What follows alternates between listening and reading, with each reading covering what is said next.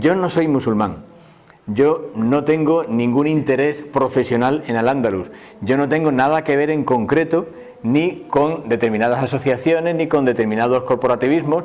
Yo, en la propia vida universitaria, formo parte de una corriente que está exactamente a contracorriente. No coincido en ningún grupo, pero cada vez que alguna asociación musulmana, cada vez que alguna población de Andalucía, cada vez que incluso grupos de vecinos se ha interesado por Al-Ándalus, he visto un brillo en la mirada y he visto un interés en las preguntas esas que yo hacía alusión, que no he visto en ningún caso, ni en la academia, ni en la universidad, ni en ninguno de los sitios que he estado en España, y que curiosamente sí lo he visto en el extranjero.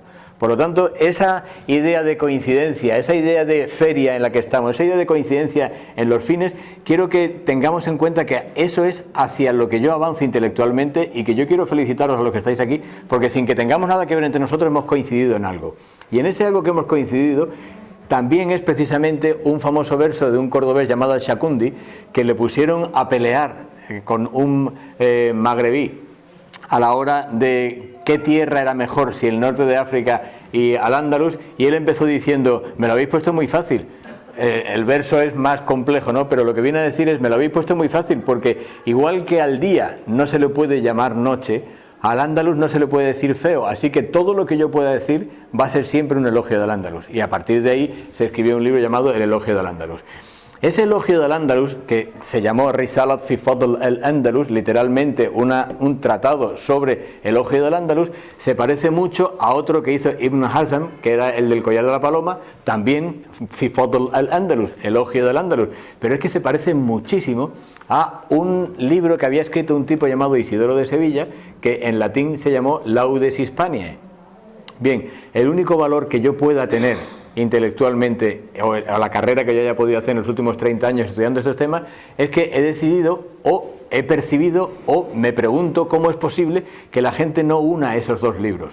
¿Cómo es posible que Isidoro de Sevilla elogie a una tierra, a una gente y a unas costumbres, y años después alguien elogie a la misma tierra, a la misma gente y a las mismas costumbres, y hayan decidido que no se trata de la misma tierra?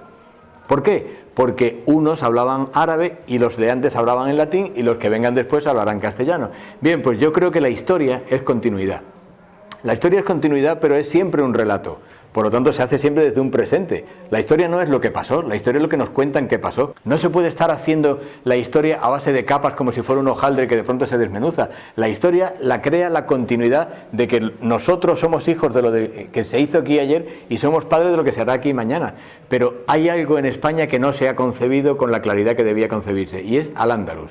Al-Ándalus la circunscriben a una invasión en el 711 y a una reconquista en el 1492, culminado allí. Bien, vosotros, si habéis leído algo de lo que yo he escrito, yo siempre niego la conquista islámica de Al-Ándalus.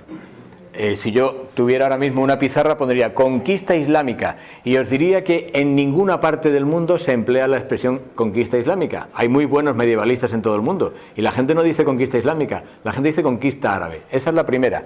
Se tacha lo islámico y ponemos árabe. ¿Qué diferencia hay entre ser árabe y ser musulmán? Para un marroquí quizá no hay mucha diferencia, porque la mayor parte, el 99,9% de los marroquíes son árabes, y de los árabes de Marroquí, teniendo en cuenta que el darija, la lengua que se hable en Marruecos, es estrictamente árabe, que yo creo que lo es, y teniendo en cuenta que toda la aculturación histórica de Marruecos ha sido árabe, que yo creo que lo es, la asimilación de árabe e islam es así. Pero yo acabo de venir de Beirut, y en Beirut el 90% del capital de la ciudad de Beirut resulta que es cristiano. Y tú dices: ay, ¿por qué son cristianos? ¿Porque hubo cruzadas? No, porque el cristianismo es una religión oriental. Oye, y si el cristianismo es una religión oriental, igual que el judaísmo, igual que el islam, si en España hay cristianos, hay judíos y hay musulmanes, ¿por qué? ¿Por qué resulta que aquí, a tantos kilómetros del origen, hemos sido cristianos, judíos y musulmanes? Ah, bueno, el cristianismo es muy fácil, porque como tenemos los evangelios, que son fácilmente exportables en forma de libro y la gente lo comprende, siempre hubo evangelización y la gente se iba convirtiendo al cristianismo. Por lo tanto, una de las tres religiones orientales ya sabemos que se incorporó por métodos pacíficos y de convencimiento. La segunda, el judaísmo. Ah, no, cuando hay judíos es porque los judíos se casan con judías y tienen niños judíos y entonces es una transmisión genética y sanguínea. Por lo tanto, ya sabemos la segunda transmisión. ¿Y cuál es la tercera? El Islam. ¿Y cómo se expandió el Islam? Mediante la guerra. El Islam es una religión esencialmente violenta y por lo tanto se expandió mediante la guerra, y si hubo gente musulmana en Occidente es porque hubo guerra. ¿Vosotros creéis que eso es serio? Esa estupidez de dividir en tres lo que fue un solo proceso. Ese proceso fue único, desde la antigüedad tardía hasta hoy. Todo lo que ha venido de Oriente y todo lo que ha llegado a la península ibérica siempre vino de Oriente hasta la conquista de América, es decir, hasta 1492 todo estaba viniendo siempre de Oriente, porque como podéis comprender, a partir de allí lo que había era el Finisterre. Todo lo que vino siempre mezclado. 1000 formas de cristianismo, 1000 formas de Islam y 1000 formas de judaísmo, todas mezcladas. El mosaico de religiones que hay en Oriente Medio era el mosaico de religiones que había aquí en la Edad Media. Lo que ocurre es que en la historia que hemos creado, nosotros hemos establecido esa narrativa al servicio de un momento concreto. Ese momento concreto es el 2 de enero de 1492. Hemos decidido que a partir de ahí surge esta tierra, y todo lo anterior eran gremlins, eran una especie de seres extraños, era un ovni que llegó y por fin se fue. Porque en el 711 llegaron y de pronto ese ovni por fin se fue y por fin pudimos ser lo que ya éramos. Y entonces hay gente, tú te vas al norte, ahora que se están dirimiendo los premios Princesa de Asturias, que yo he estado en ese jurado 9 años y sé cuál es toda la simbología. ¿Cuál es la simbología de Asturias? Pues que Asturias es España y el resto es tierra de conquista. Y tenemos una cruz, que es el símbolo de esos premios, que son la cruz de la Reconquista. Y tú te pones a preguntarte qué era el 711 en el sur y qué era en el norte, y te das cuenta de que Pelayo, como personaje histórico, es un mito. Ah, pero la gente lo asume como el origen de algo. Pero es que te das cuenta que las primeras crónicas que hay en Asturias, que son en torno al año 800, que explican todo el mito de Pelayo de 90 años antes, están plagadas de arabismos. Es decir, la crónica asturiana la escribió alguien que ya venía aculturado del sur. ¿Y por qué vino alguien aculturado del sur? Porque la cultura estaba en el sur. Como podéis comprender, el origen de la cultura española no está en el norte, está en el sur. El único rincón de toda la época visigoda de la península ibérica, de toda la época romana de la península ibérica, el único rincón que ni se cristianizó del todo, ni se romanizó del todo, era el norte de España.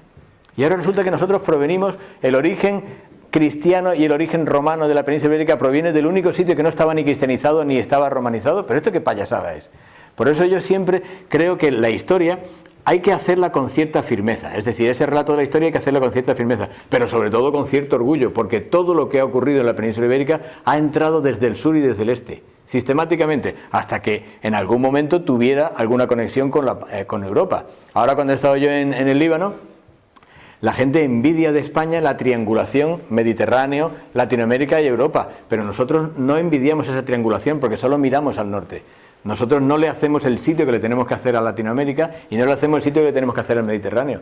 Yo esta charla que os estoy dando ahora la he dado muchas veces en formatos diferentes y en contenidos diferentes, pero simplemente hablar sobre una cierta reivindicación de Al-Ándalus a gente de mucho tipo y condición, pero hay unos grupos que siempre me llaman la atención y son unos grupos que yo suelo ir a Granada, se llama el Convenio Comenius, que son universidades del centro de Europa, y otras veces que han venido parlamentarios alemanes a Sevilla y hemos hecho unas charlas y la pregunta siempre es la misma. Oye, con lo que está cayendo ahora mismo en el mundo, con la idea de asociar muchas veces, lo que estaba diciendo Rafael antes, asociar el Islam a la violencia, ¿España no tiene nada que decir?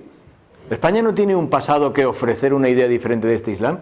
Yo digo que sí, pero parece que España no la tiene. ¿Qué político español ha ido al Parlamento de Europa y ha dicho, señores, comprendemos perfectamente el Islam y no es lo que está apareciendo en televisión? ¿En qué momento ha habido un apoyo civilizador desde España a una cuenca mediterránea que ha aportado todo el valor cultural de la Unión Europea para decir con orgullo que nosotros sabemos que el Islam es otra cosa que lo que aparece en televisión, por lo tanto habrá que depurar una cierta imagen y a lo mejor incluso desde esa depuración de la imagen, pues el propio Islam europeo, que tiene muchas complejidades, pues puede decidir vamos hacia adelante en vez de vamos hacia atrás. Por lo tanto, la reivindicación de Al-Ándalus no es simplemente localista, es universalista.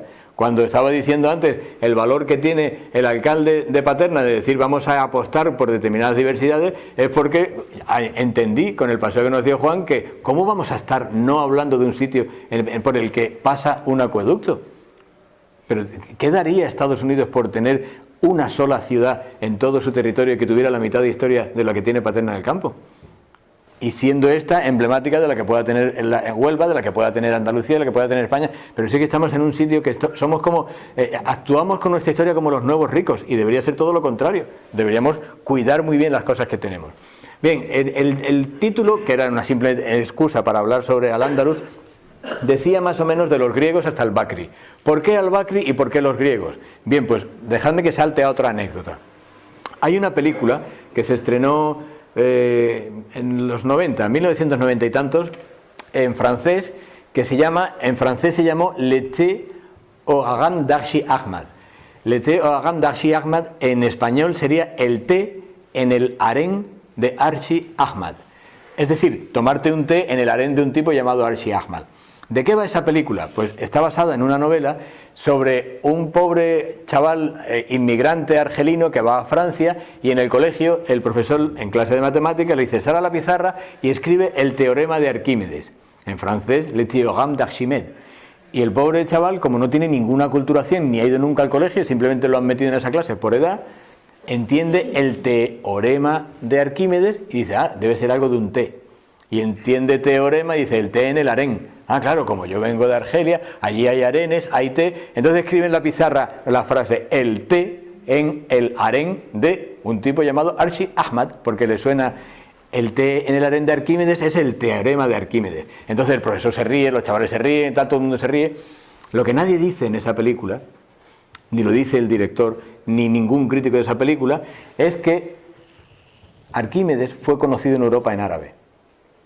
Pero no en árabe porque alguien lo tradujera. Yo estoy en contra de esa idea de que el Islam medieval fue una especie de transportistas, ¿no? Sirve de algo que vinieran los árabes porque lo tradujeron, ¿no? ¿Por qué se traducía Arquímedes? Porque había 10.000 comentarios de Arquímedes en diversos tipos. De hecho, Arquímedes se conoció en Francia en 3 tipos de traducciones diferentes, en latín, en hebreo y en árabe, y todas partiendo de los comentarios de Arquímedes que se hacían en la península ibérica. Por lo tanto, ese chaval argelino podía haberse levantado y haber dicho, pero ¿qué me estáis diciendo que yo sé de té y de harén? Pero si Arquímedes es un producto árabe, porque sin el producto árabe de Arquímedes nosotros no podríamos haber hecho las edificaciones que se hicieron.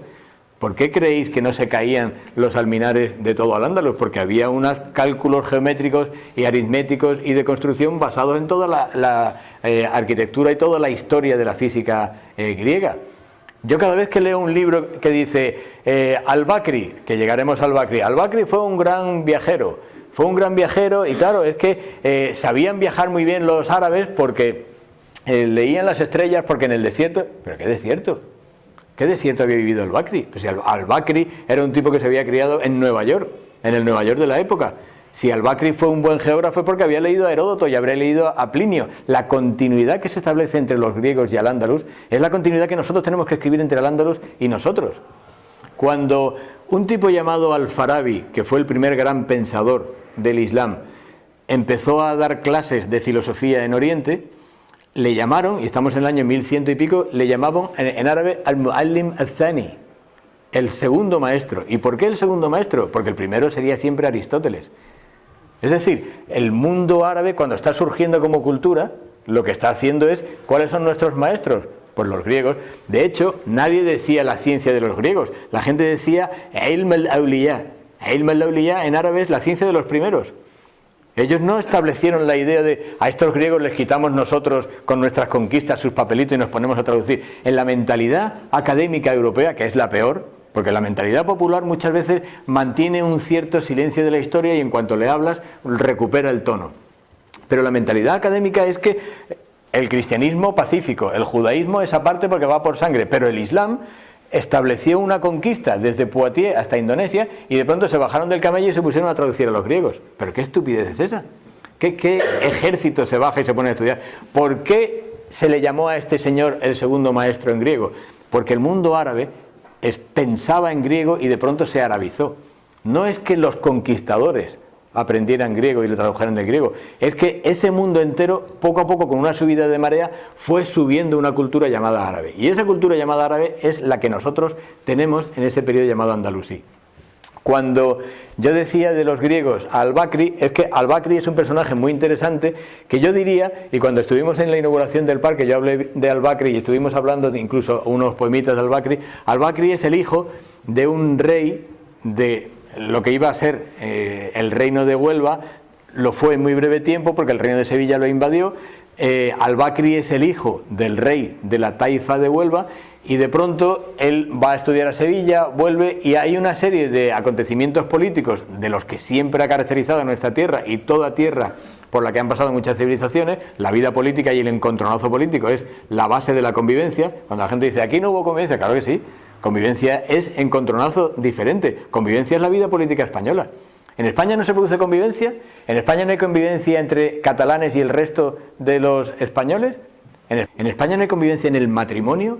¿O en una junta de facultad? ¿O en una junta de gobierno de cualquier organismo? La convivencia no es todos de la mano echando flores con olor al Andaluz. La convivencia es saber que somos diferentes y nos miramos y tenemos que llegar a un punto en final, lo que yo decía es el arud del verso. Tenemos que llegar a una cierta conclusión porque hay que dirimir la vida pública. La convivencia será cada vez que se reúna este consistorio. Estoy seguro que no todo el mundo en Paterna está de acuerdo con las mismas cosas. Habrá gente que vote por uno, gente que vote por otro y gente que base su vida en llevar la contraria a otro. Bueno, pues eso es la convivencia, esa es la tensión histórica. Sin esa tensión histórica no existe la riqueza que podamos tener en esta tierra, ¿no? Pues este Al-Bakri, en esa tensión histórica, decide que tiene que alejarse de los centros urbanos y se va a la isla de Saltés. ¿En qué momento en algún libro de historia de España habéis oído hablar de la isla de Saltés? Pues la isla de Saltés fue el clásico refugio de la gente que cuando tenía ciertos problemas políticos pues se iba para allá. ¿Y por qué Saltés? Bueno, porque Saltés estratégicamente es muy interesante porque de ahí puedes escapar hacia Portugal. Es que en nuestra mentalidad geográfica nosotros parece que ya miramos simplemente por las autopistas radiales que tenemos ahora y todos los caminos van a Madrid, pero esa no era la historia del Andaluz. El otro día fuimos a Madrid. La última vez que he ido a Madrid, no recuerdo exactamente, sí, la presentación del libro cuando fuimos árabes, que yo estoy ahora de promoción, y fui a Madrid, pensé que hay pueblos por los que pasa el AVE que están feísimos. Y de pronto pensé, ¿por qué este pueblo, sabiendo que iba a pasar el AVE, es tan feo? Y claro, porque no sabía que iba a pasar el AVE. Es decir, cuando se construyó ese pueblo no tenían ni idea. Entonces tú dices, ¿y por qué la iglesia estamos viendo la parte de atrás y ni siquiera está encalada? Porque le ha sorprendido el AVE, igual que en su momento le sorprendió la autopista. Porque los pueblos, las poblaciones se construyen mirando a un sitio y de pronto tienen que mirar hacia otro. Porque la historia mira hacia un sitio y de pronto tiene que mirar hacia otro. Al-Ándalus miraba hacia donde tenía que mirar, que era Oriente. Y hubo un momento en que España empezó a mirar a otro sitio. Bien, el hecho de que mirara a otro sitio no niega ninguna validez a donde estaba mirando antes, que esa es la historia del Andaluz. Por lo tanto, este Al-Bakri es un intelectual, es hijo de un príncipe, se retira a escribir. ¿Y a qué se dedica a escribir? Sobre geografía. Se pone a escribir sobre geografía, es uno de los grandes geógrafos andalusíes, en lo que se llamó en su momento Kutub al-Mazalik o al-Mamalik, que literalmente es historia de los caminos y de los reinos. Y entonces este señor se pone a escribir y hace unas descripciones de toda la cuenca mediterránea, hace unas descripciones de toda África, pero este señor nunca fue a África. Este señor estaba tocando de oído, ¿o de qué estaba tocando? Cuando este señor habla del reino de Senegal y resulta que se corresponde exactamente con las cosas que había en Senegal, ¿cómo podemos decir que este señor lo había recibido? ¿Por revelación o porque tenía una biblioteca impresionante? Bien, pues esa biblioteca impresionante es Al-Ándalus.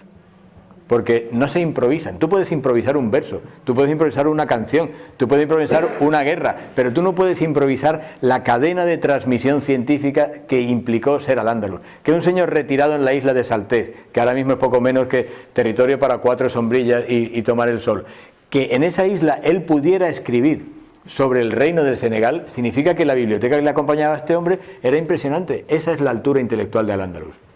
Por lo tanto, ese paseo de continuidad entre los griegos, lo andalusí y lo europeo, nosotros tenemos que establecerlo así, como cuando corre el viento, cuando los árboles siguen creciendo, no en las capas poblacionales que hemos decidido dividir la historia de España.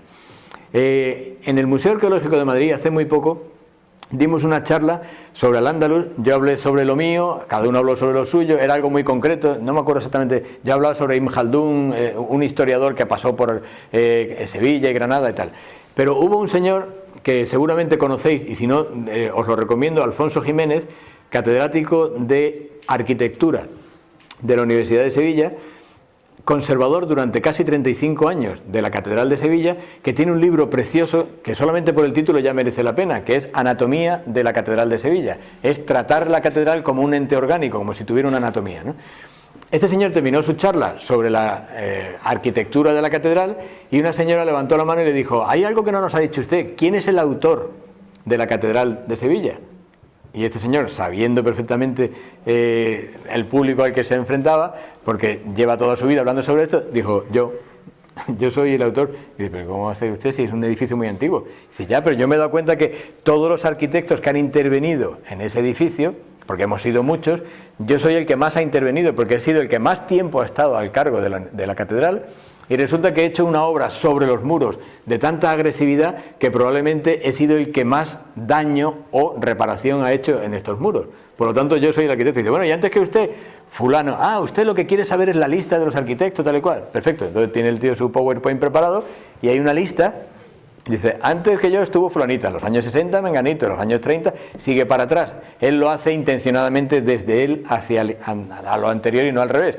Porque hay un momento que dice: en 1400 está ahí, y en 1200 está ahí, en 1100 y en 900. Y la señora dice: pero oiga, entonces no era catedral, no era la Sevilla Islámica. Y dice: ya, señora, pero es que esto era una mezquita. Y dice: bueno, pero ¿cuándo construyeron la catedral? Y dice: es que la catedral mantiene exactamente los mismos pilares que la mezquita.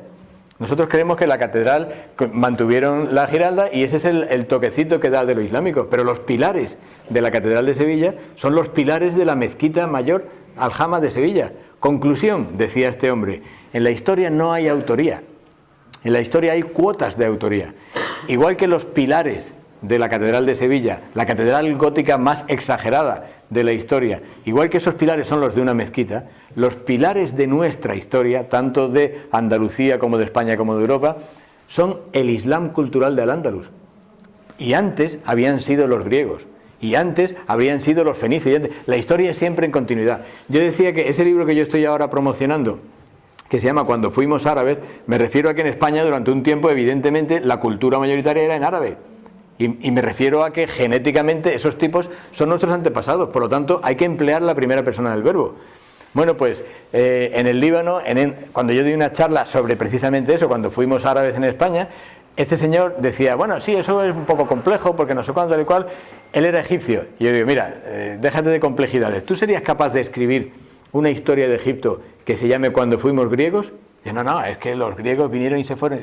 Quiere decir que hacen lo mismo que nosotros. El Egipto tolemaico es la base de la cultura del Egipto contemporáneo y sin embargo parece que eran otros invasores. Pero es que te vas a Turquía y te vas al Museo Arqueológico de Turquía y en 200 salas resulta que solo hay una que se reserve a los vestigios de la época bizantina y griega. Y digo: ¿pero esto cómo es posible? O sea, Turquía fue durante 1300 años la capital de la cristiandad del mundo. ¿Cómo es posible que no se admita eso? Porque hemos decidido dividir el mundo en categorías religiosas, porque hemos decidido, en definitiva, dividir el mundo. Porque pese a lo que pensemos, cada vez que avanzamos más en la historia, somos cada vez más provincianos. Porque cuando uno está, por ejemplo, en los grupos de WhatsApp, uno dice: Internet y los grupos de WhatsApp son la aldea global. Dice: no son la aldea global, son la aldeización de lo global. Porque cuando la aldea era aldea, en un pueblo, tú tratabas con el mariquita del pueblo, el listo del pueblo, el tonto del pueblo, el facha del pueblo, el rojo del pueblo. Sabías quién era quién en la guerra civil. El cura era tan pesado como no sé quién, la beata, la que no era tan beata, la que se tuvo que ir y volvió y no sabemos de quién es el niño. Todo el mundo tenía una historia. Y todo el mundo sabía que el de enfrente tenía una historia y era diferente. Pero en los grupos de WhatsApp hemos creado aldeas en las que solo pensamos exactamente igual. Y el que dice algo que no me gusta porque yo soy gay y resulta que el otro es un homófobo, me voy del grupo porque el otro no sé qué, porque esto es solo para mujeres, porque esto es solo para tíos con barba. ¿Hacia dónde vamos? Vamos hacia la estricta consideración aldeana del mundo, y el mundo siempre ha sido una conectividad.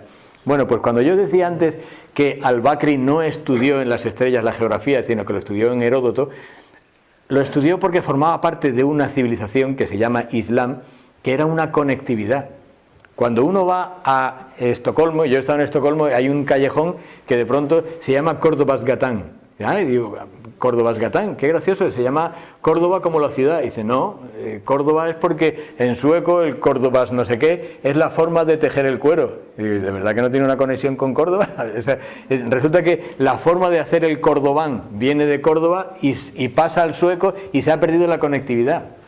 Cuando en una receta culinaria sueca o noruega aparezca la pimienta, es que el Islam funcionó como civilización, porque la pimienta solamente se producía en Oriente, y la ruta de las especies, la ruta del oro, la ruta de la sal, la ruta de los esclavos, porque era un comercio de la época, la ruta del papel, la ruta de la seda, todas las rutas que venían de Oriente tenían la parada inestimable de una civilización como la andalusí, era la conectividad del medio mundo. Por eso yo digo que el árabe no es el beduino del desierto, el árabe es el que ha fundado muchas ciudades y la conectividad entre ellas. Nunca, jamás fue un estado único, y sí una conectividad de ciudades. Por lo tanto, termino dando paso a la pregunta que queráis. Como empecé hablando de la conectividad, hablando del Shakundi. Me critican mucho la idea de que yo niego la idea de la conquista, de que yo siempre estoy hablando de bien del Al-Ándalus y había zonas oscuras, y digo, mira, yo ya tengo una edad en la que tengo que plantear las cosas muy gráficamente para que la gente la entienda. Hay unos reportajes en la 2 que todos nos dormimos cuando los están poniendo, que es el cocodrilo que está esperando a los ñus que cruzan y tal y cual, y el ñu cruza al pobre, que yo siempre pienso, y los ñu de verdad no le pueden decir que crucen por otro lado si saben que están ahí todos los cocodrilos. Bueno, pues el cocodrilo solamente tiene que abrir la boca porque en algún momento va a pegar el bocado al ñu. Bien, yo he pegado un bocado. Ese bocado es que Al-Ándalus es parte del Renacimiento europeo. Ese bocado es que no hay una expansión del Islam mediante violencia. Y ahora a mí me están dando palos sin parar, pero ahora me tienen que convencer de que abra la boca. Igual que al cocodrilo le tienes que convencer de que abra la boca y que suelte el ñu. A ver si sois capaces de convencerle, porque la idea es que por muchos palos que le des, lo visceral, lo intelectual ya ha establecido en torno a mí un orgullo que decía antes de Al-Shakundi con respecto al Andalus, que me define no solo como intelectual, sino como persona. Muchísimas gracias.